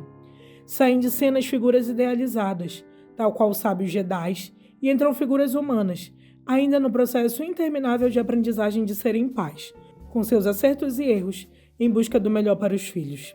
É por esses desalinhos que as sensações de isolamento de Miles e Gwen ficam ainda mais palpáveis. Afinal, ambos não possuem ninguém para se abrir, algo piorado por saberem que as pessoas com as quais poderiam dividir essas experiências e que seriam capazes de entendê-las estão em outras dimensões, às quais, a princípio, não têm acesso. O solo de bateria da nossa heroína, logo nos minutos iniciais de Homem-Aranha através do Aranhaverso, traduz a dimensão da solidão adolescente de uma forma absurdamente energética em som e imagens. Uma sequência de intensidade e vibração rara, como poucas vezes o cinema recentemente fez. Completamente conscientes desse dilema central da trama, Kemp Powers, Joaquim dos Santos e Just K. Thompson não se dá por satisfeito e reserva 2 momentos de extrema felicidade para momentos chaves em que os conflitos ganham novos contornos. Após uma série de sequências de ação em ritmo de total frenesi, através do Aranhaverso, puxa o freio por uns bons minutos para colocar Gwen e Miles em um momento intimista dentro de um mundo que parece o avesso ao deles. Mais tarde, o reencontro da heroína com o pai e a gradativa transformação das cores da ambientação do espaço diz mais do que qualquer diálogo seria capaz de externar. O crescer dentro do cânone. Desde o filme de 1989 do Batman, quantas e quantas vezes vimos Thomas e Martha Wayne morrerem para traumatizar o próprio garoto Bruce? Nos cinemas, todas as versões de Peter Parker tiveram seus tios Ben morrendo de formas trágicas. A exceção fica por conta de Tom Holland, o qual não escapou à maldição pela morte da tia May da Marisa Tomei. Responsáveis por uma aventura Lego, animação planejada inicialmente apenas para vender brinquedo, mas que se tornou um filme totalmente anárquico, Christopher Miller e Phil Lord, junto a Dave Callaham, Tá Chovendo no Hambúrguer, propõem uma saudável discussão sobre o status do cânone dentro de uma obra, algo que os infernais fãs, com suas implacáveis redes sociais, tremem na base só de ouvir. Como diz o querido crítico do Cine 7 e facilitador do curso Passo a Passo do Roteiro, Ivanildo Pereira, uma boa adaptação de um livro, HQ ou coisa que valha para o cinema é a que respeita o espírito da obra. Agora, isso não significa que a mesma seja intocável e não possa ter elementos clássicos questionados, debatidos e até trabalhados. Assim, o trio de roteiristas coloca Miles Morales no cerne da dúvida. Precisa o herói passar por uma perda fatal para entender a responsabilidade de ser herói? Não basta toda a pressão interna de não poder assumir quem se é para que compreenda o tamanho de sua missão? Por meio desses questionamentos, Homem-Aranha, através do Aranhaverso, amplifica o debate para os heróis do lado de cada tela, em uma conexão mais do que bem-vinda aos dias atuais. No meio da montagem frenética, apropriando-se de forma para lá de eficaz dos recursos dos quadrinhos, do colorido hipnotizante e dos bons momentos de humor. A metáfora do capitalismo e o resgate do meme são os melhores. E estamos diante de um filme consciente do seu tempo, ao trazer um protagonista negro e uma mulher travando uma luta contra caminhos determinados por forças externas.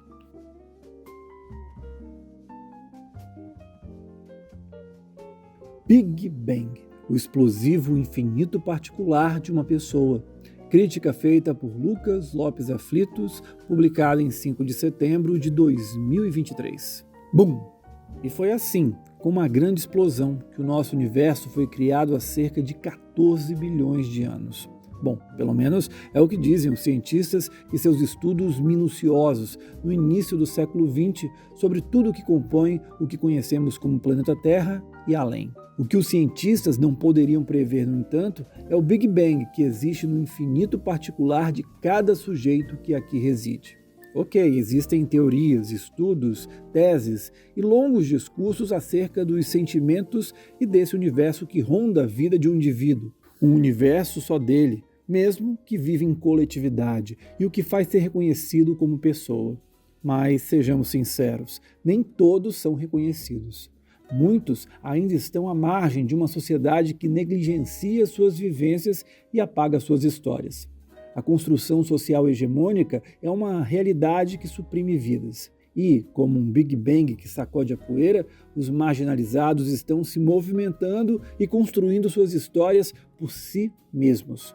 Negros, indígenas, LGBTQIAPN+, mulheres, pessoas gordas, pessoas com deficiência e todos aqueles que não se encaixam em um padrão estabelecido. É nesse sentido que Carlos II concebe Big Bang, seu novo curta-metragem, que vem ganhando cada vez mais espaços nos festivais universo afora. Muito tem se falado da questão da representatividade, palavra da moda, né? Entretanto, ainda assim, o que vemos nas grandes telas dos cinemas e na TV são majoritariamente histórias protagonizadas por pessoas brancas, cis e sem deficiência. O longo caminho da mudança está acontecendo de fato. Representatividade, lembram? Porém, devemos olhar com uma lente de aumento para além desse foco. A inclusão, especialmente nesta era tecnológica e de redes sociais, faz-se tão necessária quanto atrasada. Encontros em nível de igualdade. Chico, vivido pelo soberbo Giovanni Venturini, é um homem com nanismo e vive de consertar fornos. No seu infinito particular, é um cara introspectivo, seco e sem traumas. Em síntese, uma pessoa sofrida devido à sua exclusão social. Ele se realiza quando está na função que lhe restou ou que gosta de fazer, consertar fornos, de preferência daqueles enormes em que ele possa entrar e finalmente se encaixar em alguma coisa. É dentro desses fornos que ele se reconhece enquanto pessoa, homem, profissional e principalmente enquanto indivíduo capaz. É nesse breve momento que o seu saber técnico se sobrepõe aos demais, que lhe enxergam como um corpo supostamente deficiente e descartável. A partir de uma adversidade, ele conhece em um hospital uma mulher negra, vivida por Ariadne Amâncio, que depois sabemos é uma doméstica atordoada entre permanecer no hospital para dar suporte à sua filha internada e voltar para a casa da patroa, que exige a sua presença. Importante salientar como a presença dela oferece certo nível de igualdade. Todos os outros personagens são vistos pela metade. Seus rostos nunca aparecem, como se fosse a visão de Chico. Ou seja, há um nível soberbo de superioridade das pessoas ditas normais sobre o pequeno corpo desse homem. A mãe doméstica é a única que se agacha e lhe olha nos olhos. Encontram-se. Dois corpos historicamente animados e marginalizados revelam suas dores, anseios e aflições, naquela conversa que diz muito das pessoas que se reconhecem nas outras.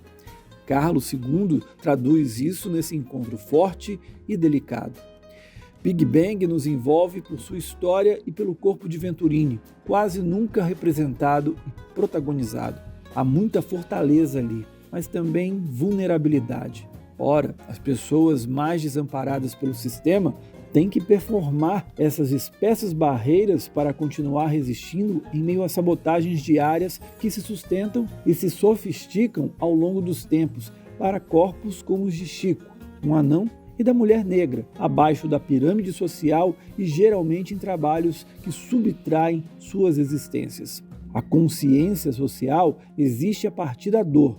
Ela existe mesmo, com ou por meio de um prato geladíssimo de uma doce vingança. E bum! A estrutura se mexe. Big Bang foi o vencedor de 2 prêmios no 5º Festival de Cinema da Amazônia Olhar do Norte 2023. Melhor filme do júri popular e melhor filme do júri técnico da mostra Outros Nortes. A Zona de Interesse. O chocante ponto de vista de genocidas.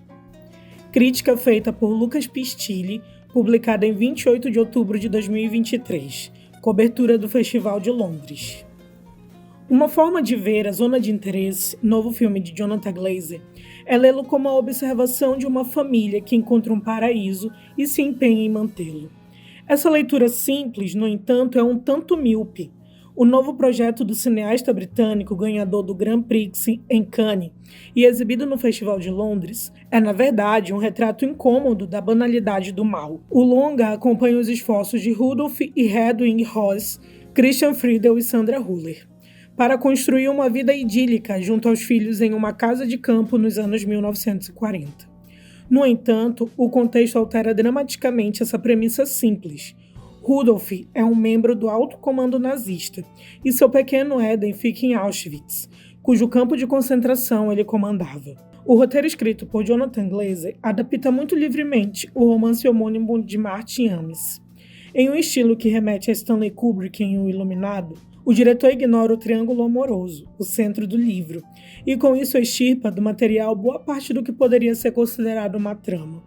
O que fica é um estudo da rotina, das horas sem nada, das festas de bairro, da intimidade conjugal de genocidas.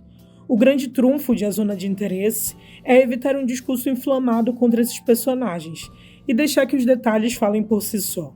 Esse distanciamento narrativo é amplificado pelo trabalho do diretor de fotografia, Lucas Al, que usa câmeras estáticas e até visão termal para dar um tom de circuito de segurança ao longa. Essas descrições podem dar a impressão de que pouco ou nada acontece em A Zona de Interesse, o que de certa forma é correto. Porém, a tensão causada por esses seres de dúbia moralidade é suficiente para manter o público com os olhos grudados na tela durante os enxutos 106 minutos de projeção. Momentos particularmente difíceis não faltam. Logo no início do filme, Hedwig se apropria de bens de judeus como se estivesse fazendo compras. Mais tarde, Rudolf discute casualmente os benefícios de novas câmaras de gás. A todo momento, o simples muro que separa a casa de uma das maiores tragédias da história serve como pano de fundo, nunca recebendo particular importância. O longa, como seus protagonistas, não tem nenhum interesse em olhar para dentro do muro, o que reflete boa parte da mentalidade da população alemã da época. Na mesma linha, a violência aqui é largamente representada por meio de ruídos e gritos que vêm de fora das cenas, reforçando a clássica regra cinematográfica, que diz que o não visto é a coisa mais assustadora. Essa decisão estilística reaviva a velha questão: como representar uma atrocidade como o Holocausto? Filmes como Noite e Neblina, de Alain Resnais, e Shoah, de Claude Lanzmann, argumentaram que ela não deve ser mostrada, mas fizeram isso devendo às vítimas. A Zona de Interesse toma a mesma atitude, mas ousa ao mostrar o ponto de vista dos responsáveis. O Assassino, o mais pessoal filme de David Fincher. Crítica feita por Ivanildo Pereira, publicada em 13 de novembro de 2023. A figura do assassino profissional, metódico e frio, muitas vezes super cool, faz parte do cinema. Já aparecia em westerns e filmes de samurai. Um dos mais marcantes exemplares do cinema moderno veio da França. O matador frio como gelo de Alain Delon em O Samurai, de 1967. Há as versões mais pop, como James Bond e, mais recentemente, John Wick. Temos os inúmeros assassinos profissionais no cinema oriental. Enfim, filmes e diretores sempre se interessaram por esse tipo de personagem. E agora chega O Assassino, do diretor norte-americano David Fincher, em seu novo trabalho pela Netflix. Na trama, acompanhamos o assassino. É assim que ele é acreditado, e ao longo da história o vemos apresentando vários nomes em diferentes documentos de identidade. Interpretado por Michael Fassbender, no início do filme ele está executando um serviço em Paris. Enquanto espera pela oportunidade perfeita de atirar no alvo, ouvimos seu monólogo interior. Serão poucas as cenas em que ele conversa de verdade com outros personagens. Descobrimos que o sujeito tem um bom repertório de estatísticas e que um grande problema desse trabalho é o tédio. Abre aspas, se você não aguenta o tédio, é melhor fazer outra coisa. Fecha aspas, ele diz. Percebemos que gosta de ouvir The Smiths e fica clara sua personalidade cínica e perfeccionista. Também vemos que ele compra um Big Mac e come só o recheio, sem os pães. Apesar de todo o cuidado, o serviço dá errado em uma cena sensacional. Em retaliação, outros assassinos atacam a namorada dele, que mora na República Dominicana. A personagem é vivida pela brasileira Sophie Charlotte. Ele então embarca em busca por vingança, que vai levá-lo por vários países. A trama é simples, basicamente é aquela que já vimos outras vezes em vários outros filmes de ação. O diferencial é o toque de Fincher, e é apropriado que o diretor de suspenses modernos como Seven, de 1995, Zodíaco, de 2007 e Garota Exemplar, de 2014, agora volte sua atenção para outro tipo de assassino. Esse longa é baseado na graphic novel francesa de Alex Nolant e Luc Jacamon, e o roteiro é de Andrew Kevin Walker, o mesmo roteirista revelado por Seven. É exatamente o filme que se esperaria sobre um assassino profissional dirigido por Fincher. Temos, como sempre, nas obras do diretor, um requinte na fotografia, trabalho de Eric Messerschmidt, parceiro dele na série Mindhunter, e uma atmosfera de tensão criada pelo ritmo da montagem e pelo trabalho de som. Mas é o tom cerebral, frio e detalhista da coisa toda que nos faz ter consciência de que se trata de um filme do diretor. É um Fincher em modo menos profundo, mas não menos intrincado. É o tipo de filme que gasta um tempo razoável, mostrando como o protagonista rico consegue acesso à cobertura de um ricaço, clonando a entrada dele. E faz isso praticamente sem diálogos, só apresentando a inteligência do assassino. À frente das câmeras é um show de um homem só.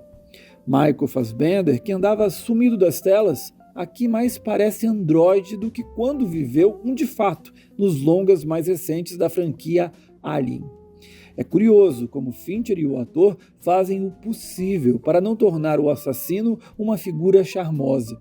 O figurino de turista dele, no início, está longe do tradicional terno bem cortado que geralmente vemos nos assassinos do cinema.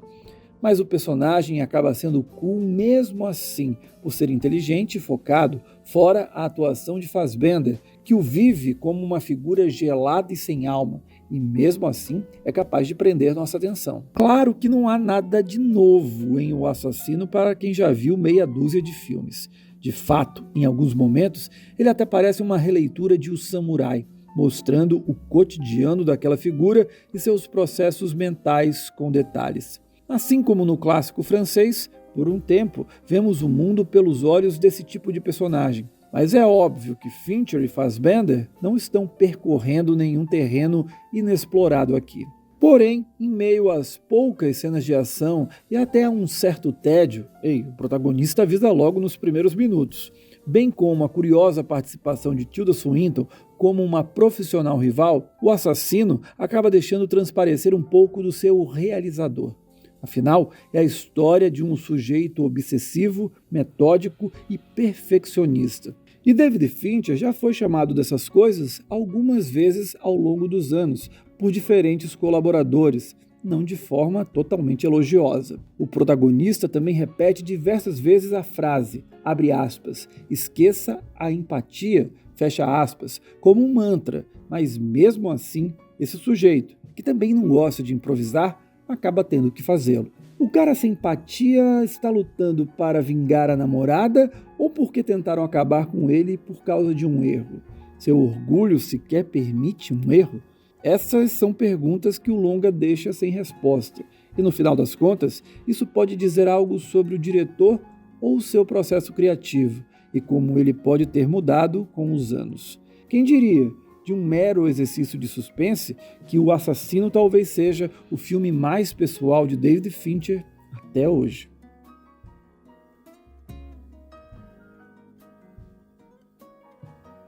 Um texto sobre Perfect Days, mas também sobre este crítico, Hirayama e o metrô. Crítica feita por Marcos Faria, publicada em 13 de novembro de 2023, cobertura Festival do Rio. Esta sessão começava às 21 horas e 45 minutos. Chequei a duração de Perfect Days, 123 minutos. O metrô Rio fecha às 0 horas. Teoricamente, daria tempo. O problema é que a sessão nunca começa exatamente na hora anunciada, pelo menos não no Rio de Janeiro. Fora isso, tem os anúncios e vinhetas antes do filme. Somando todos esses fatores, era bem possível que eu saísse depois de 0 horas do Cine Odeon. O que seria um problema, porque meu celular estava descarregando vertiginosamente rápido. E em todo caso, a perspectiva de gastar dinheiro com Uber não me apetecia. Perfect Days começou às 21 horas e 53 minutos, o que significava 4 minutos para embarcar na estação da Cinelândia ao final da sessão. Seria o suficiente, a não ser que o polvaréu congestionasse a saída do cinema. Para garantir, era melhor levantar correndo assim que os créditos finais pipocassem. Pronto, daria certo. O filme começa. A imagem está em 4x3.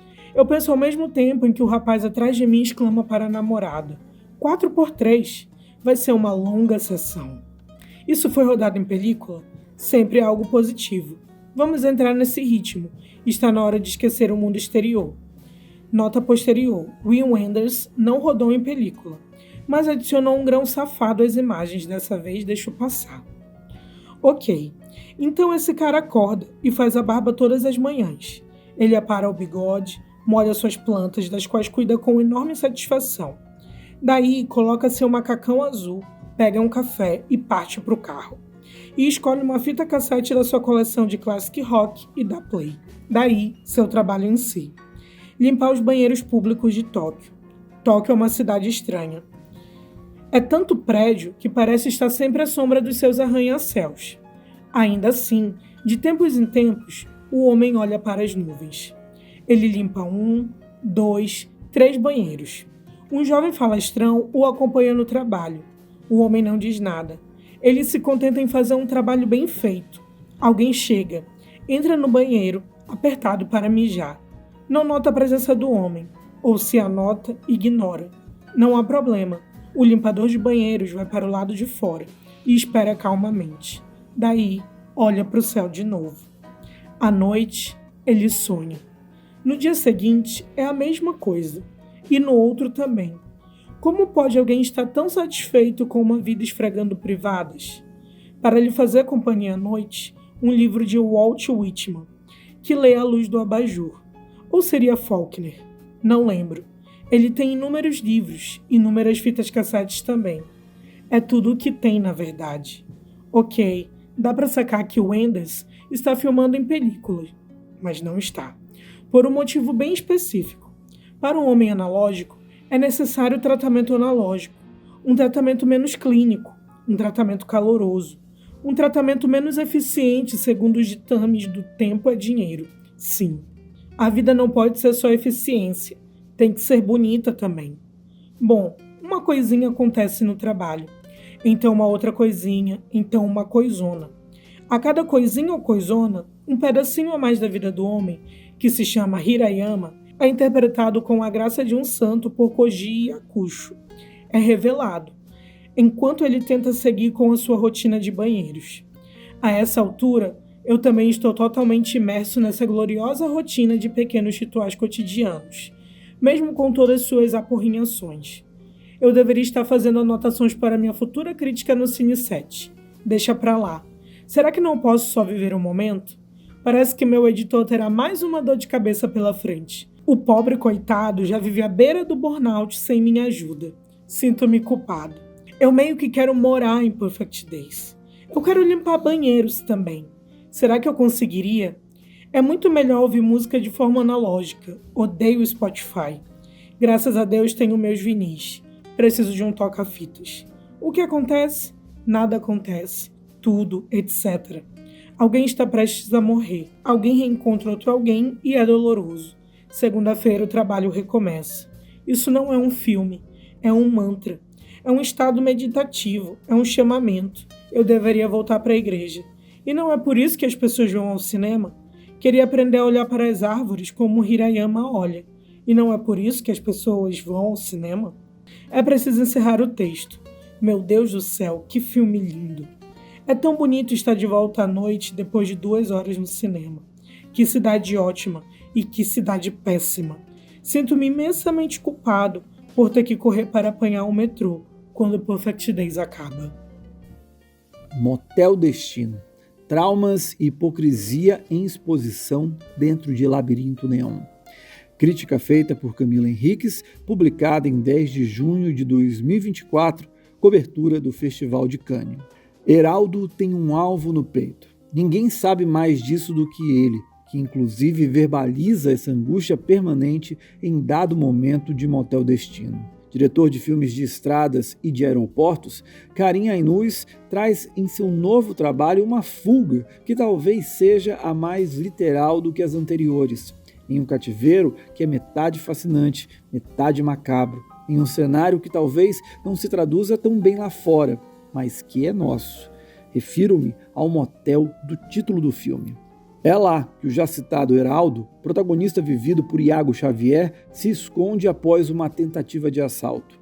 Lá também é onde vive e trabalha o casal, Daiane, vivida por Nathalie Rocha, e Elias, interpretado por Fábio Assunção. Um labirinto em neon que ativa não apenas os desejos dos clientes, o Motel Destino também atiça os traumas de quem vive sempre alerta. O sol continua escaldante do lado de fora e invade cada brecha possível, lembrando que há um mundo que ainda procura por Heraldo. Mesmo que digam que ninguém vai achar o jovem dentro do motel, Karim nunca deixa que seu protagonista se sinta seguro. Ainda que encontre em Daiane alguém que o veja de verdade, ele também tem o contraponto de ter que lidar com o famoso cidadão de bem, na figura de Elias, uma ameaça constante que sempre parece pronta para se concretizar. Afinal, para ele, abre aspas, bandido bom é bandido morto, fecha aspas. A famosa e até um pouco batida máxima de que um filme é fruto do seu tempo martela em minha cabeça toda vez que penso sobre esse novo trabalho de Karim. De volta ao Brasil contemporâneo, ele parece não apenas refletir o país durante e pós-governo Bolsonaro e a ascensão conservadora como um todo, mas também o confronta por meio do trio principal. O prazer é fonte de lucro e de satisfação para o personagem de Fábio Assunção, completamente à vontade no universo de Karim, mas a casca é totalmente hipócrita e conservadora. Para fora daqueles muros, ele não perde uma missa. Dentro é um marido abusivo e totalmente fora de compasso com a esposa, e isso se vê até em momentos banais, uma cena em que dança totalmente sem ritmo com ela e Heraldo, que parecem completamente sincronizados. Karim emprega um tom voyeurista que remete a Alfred Hitchcock e seu Psicose, em uma história de suor e constante tensão, tanto sexual quanto de violência. Motel Destino é um filme que revela e dá espaço a quem vive com o pé no acelerador, sempre com os olhos no próximo esconderijo. E para isso, mais uma vez ele conta com um elenco que inclui a amazonense Isabela Catão, que ao contrário de Elias, quando tenta dançar Pega o Guanabara, está em total imersão e sintonia. Sobre o Cine 7. O Cine 7, www.cine7.com.br, é o primeiro site especializado em crítica cinematográfica do Amazonas. Origina-se do 7 UFAM, programa televisivo sobre cinema exibido na TV UFAM entre 2007 e 2010, considerado o embrião do blog Cine 7, alocado no portal D24 entre 2010 e 2012.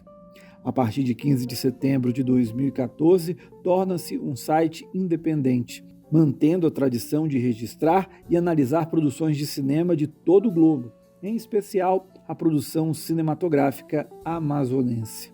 Conta ainda com páginas nas redes sociais Facebook, Instagram, TikTok e X, antigo Twitter, além de um canal no YouTube.